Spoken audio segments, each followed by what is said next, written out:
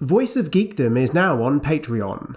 Please check out the link in the description to find out how you could gain access to premium content and social features. Hello Tolkien geeks, and happy Halloween! Tolkien was a writer who knew how to write scary.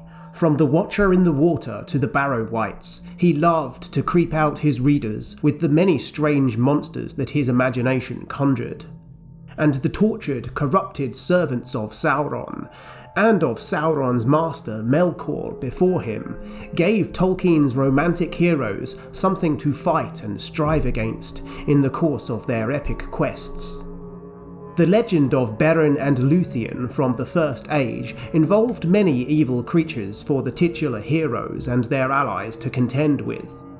Werewolves play a prominent role, of course, and the giant wolf Karkaroth.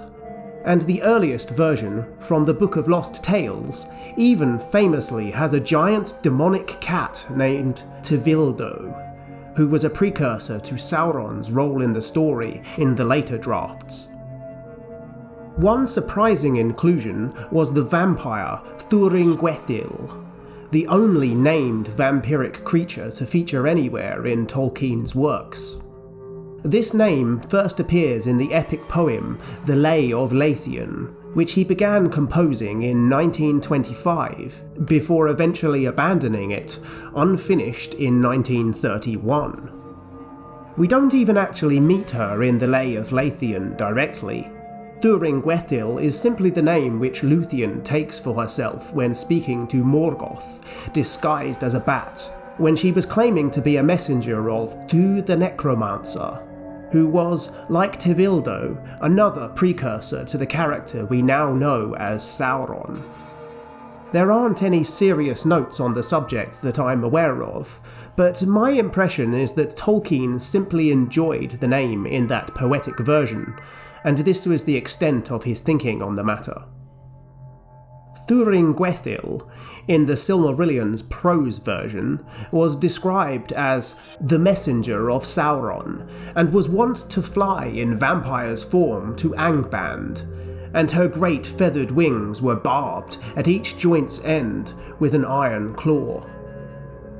So whatever Tolkien may have imagined about Thuringwethil during the composition of The Lay of Lúthien, she was a solid character in his mind by the time of these later redrafts. And yet we know little else about her aside from this brief mention. Lúthien takes her form, just as in the Lay, but we never learn anything about her. Both the description given in the Beren and Lúthien chapter and the index entry for Thuringwethil at the back of the Silmarillion indicate that she merely takes the form of a vampire, which suggests a shapeshifter, which seems consistent with a corrupted Maya, much like Sauron himself. The fingered wings suggest a giant vampire bat, rather than the swirling cape-wearing, garlic-fearing, undead bloodsuckers of popular Gothic fiction. Indeed, Sauron also takes the form of a giant vampire bat later in the story, when he flees from the Tower of Werewolves after his defeat at the hands of, well, the paws of Huan the Hound. So while I can't prove it, I would submit that Thuringwethil was most likely a lesser Maya in the service of Sauron. This is unlike the werewolves, for instance, who were slaves of Sauron, who were bred for his service. The other time in which bats show up in the Legendarium is in The Hobbit. Bilbo encounters them first in Mirkwood, and then they show up later at the Battle of Five Armies.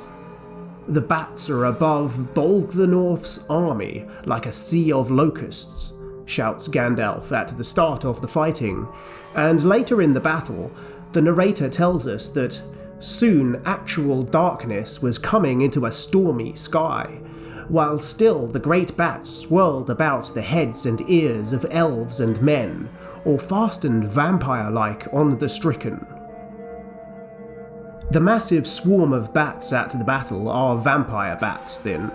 Smaller than Thuringwethil, one would assume, but certainly far more numerous than her, assuming that there were even any others of her kind.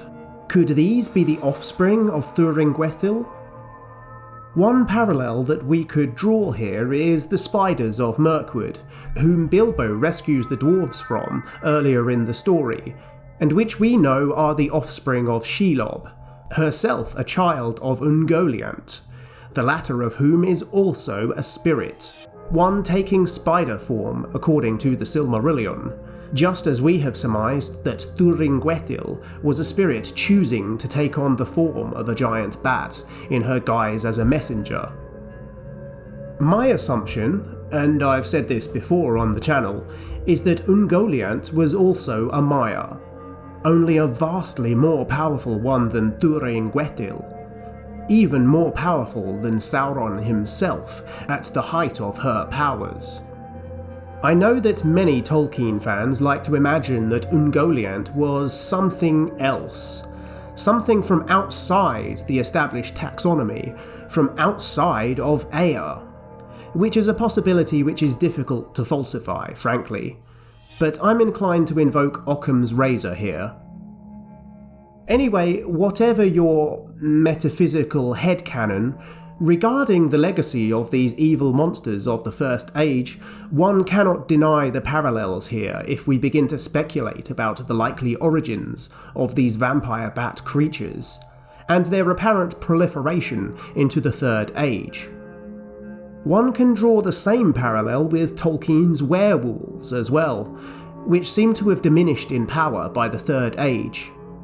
This is part of a general trend in Tolkien's works.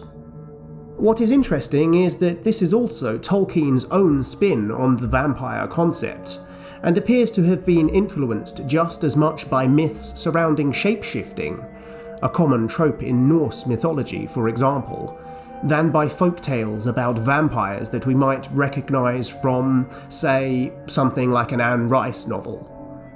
Tolkien seems to have distanced himself from the vampire archetype of the charismatic aristocrat. And yet it seems overwhelmingly likely that Tolkien probably did read Bram Stoker at least. But we can see evidence of this influence more strongly in the Nazgul, actually, than his First Age vampires. Perhaps most uniquely, his ringwraiths have the same fear of running water that Count Dracula does. We see this in the scene at the ford of Bruinen, when they chase Frodo. This one comes from older folktales, but seems to have been first canonised as a specifically vampiric trait by Stoker. A more obvious connection presents itself when Aragorn, while preparing the hobbits to face the Nazgul in the dell at Weathertop, tells them that at all times they smell the blood of living things, desiring and hating it, which explains to the puzzled hobbits why the Nazgul seem to be using their noses more often than their eyes. The Nazgul are living thralls to a malevolent master, another common vampire trope. Some readers have even speculated that it is not coincidence that Barad-dûr is in roughly the position of Transylvania on Tolkien's world map. Thank you to my Axe tier patrons on Patreon: Erin M, the Maya Stephen Stark of Here Be Dragons, and Kelly the Jaded Shipwright. Which monsters in Tolkien's Legendarium scare you the most? Let me know in the comments.